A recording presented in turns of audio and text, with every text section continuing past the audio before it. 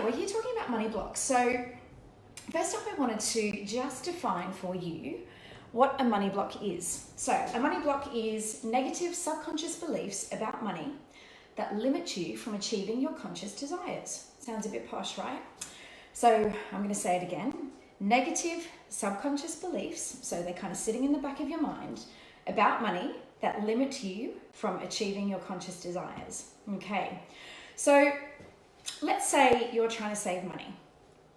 For whatever reason, you can't seem to make it happen, okay? You try to save money, you put it in your savings account, and within 2 days, you draw it back out again. Let's say you want to stick to a budget. You want to save more money and get control of your finances, but you just can't seem to do it.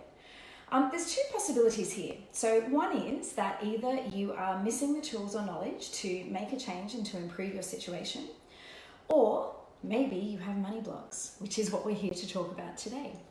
So Dave Ramsey is a guy that is really, really huge in the space of personal finance. And in particular, Dave does a lot of work in helping people to get out of debt and to make really positive long-term changes with their finances.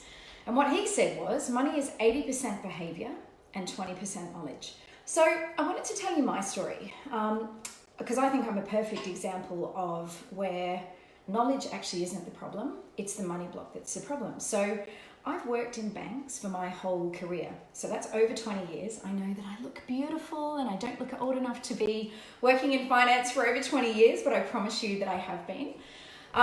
And so there isn't anything that I don't really know about personal finance. I know all of the theory about how to get on top of your finances. I know about every single personal finance product that is available. There isn't anything really that I don't know. That said, why then, in the last 12 months, did I find myself in a situation that really was not desirable? The reason is because I had money blocks. So let's talk a little bit about, why? Why do I have money blocks? Why does money burn a hole in my pocket? As soon as I get it, I spend it. Even worse, I actually want everybody else that I know that's important to me in my family and in my life, I want them to have everything too. So I never say no to anything. And so you can imagine then that is not a great thing from a personal finance perspective. So then if we ask the question, why am I like this? Why does money burn a hole in my pocket? Why can't I save? Well, the reason is because when I was a kid, I was poor, like dirt poor, really, really poor. My whole childhood was all about not having stuff. I couldn't have new clothes. I couldn't have new shoes. I couldn't even get a freaking paddle pop from the canteen for 20 cents.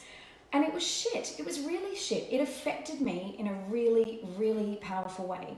So all throughout my life, I can see now that there are patterns there, which are about money blocks. So my money block is, I want to have everything that I want. I don't want anybody to say no to me. I want to have it when I want it, and I want everybody else to have the same thing. But the other problem was that I'd never acknowledged that. Okay, so I'd never acknowledged how crap my childhood was. So my question for you today is, what are your money blocks? What are those subconscious things that are buried really deep, probably from childhood, because that's when all of these things get really set in our brain. What are the money blocks that could be holding you back from achieving what you want to achieve financially, from becoming wealthy, quite frankly? So I'm just going to talk you through 4 of the really big money blocks that people tend to have. So the first one is that you have a belief that you don't deserve money. So you may have grown up in an environment where you thought that money and richness and abundance happened to other people. This might have been perpetuated by things like, your parents saying, we don't have things like that. Those people are rich and, we could never aspire to achieving that. What you need to do with that is you need to remove the idea that abundance and wealth belong to other people. They don't. They can belong to anybody. That success can belong to you if you believe that you deserve it, and if you put in the steps and hard work to make it happen, absolutely that can be yours. So what I've been doing a lot of is journaling, and I do a lot of affirmations, and there are other things that we need to do, but you could do worse things than to start your journaling with some affirmations about, I deserve wealth. I deserve to have that life of abundance, so that you start to train your brain that you do deserve that life and you do deserve abundance. All right, secondly, money block 2, negative assumptions about money. So a lot of people do aspire to being wealthy and to having that abundance, but when you don't have it and when things are tough, it leads to a really, really negative and quite self-perpetuating mindset. So when you dwell on those things as well, we can't afford that, it's really making me sad, things are really hard, you're working against the universe and you're working against that abundance, because what you're doing is you're moving into a mindset which is about scarcity. And when things are scarce, you start holding things close to your chest and you really start seizing up, and that energy is not flowing. So again, coming back to the journaling and how important that is, I would say that again, you need to start journaling really positive messages about money. We can get on top of our finances. We can put in place processes to make things start to come together better. And that's one of the things that I really advocate for women. All right, so money block 3 is a little bit around what I was talking about, which is an excessively giving mindset. So this is really a condition where people are sometimes really, really generous.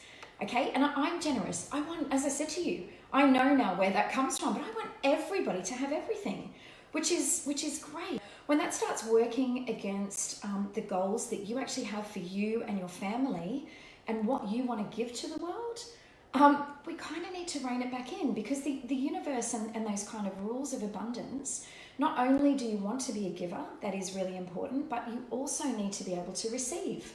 And you need to know that you deserve to receive. And so, when we are undercharging for our services, when we are giving discounts on the products that we're selling, sometimes that's a good thing. Okay, generosity is awesome. But when that's hitting your bottom line, I'm going to say to you that's not great. That's not good for your business. Okay, and for me, we have to work on this fair exchange of value with our customers and with people that want to buy our services. All right, so number 4 is fear of success. So, oh my goodness, can we all hear the dogs barking? Somebody must have pulled up in my driveway. All right, so fear of success. When I first heard about this, I kind of thought, oh, well, that's complete rubbish. Who could be afraid of success? It's not really about fear of success. We all want to succeed, okay? What it's about is actually being afraid. Somebody needs to tell my dogs to be quiet. Might be my daughter who's sitting in the office. So the fear of success is actually about fear of change, and it's about fear of things changing. So when I launched my mentoring business, lots of things were not happening, and I was thinking, I've got this amazing thing to offer women in network marketing. I've got this amazing thing to offer the world, but nothing was flowing. And I'm sitting there going, why is this happening? Why is this not flowing? I don't understand it. And what it came back to was a fear of time, and it was a fear of things changing. I think that sometimes we fear what's going to come if we change. So I want to say to you that the key to this is planning.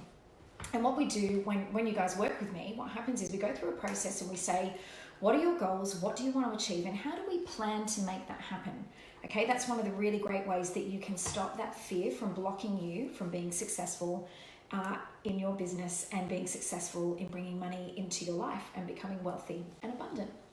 So, all right, so if you identify with those statements at the start, I think I've got, really 2 key pieces of advice for you. The action is, I would say to you that you definitely need to get a journal. You need to start journaling positive messages about your wealth, about your money, and about your success. That's really important. The second thing that you can do is that you can book a couple of sessions with a life coach. Now, I know that there's loads of beautiful life coaches on many of the groups that I'm involved with.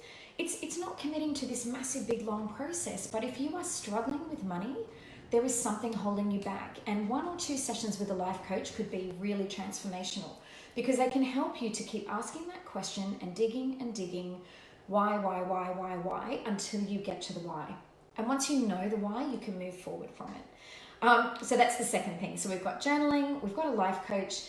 And if you're kind of stuck in that 4th territory, which is that fear of success, because you don't necessarily have a plan, you're not following that plan, you're kind of lurching from event to event in your network marketing business, I would love to be the person that could help you with that. So you can hit book now and book a free 30-minute chat with me at the top of my page, or if you're watching this on LinkedIn or any other channel, just drop me a message, private DM.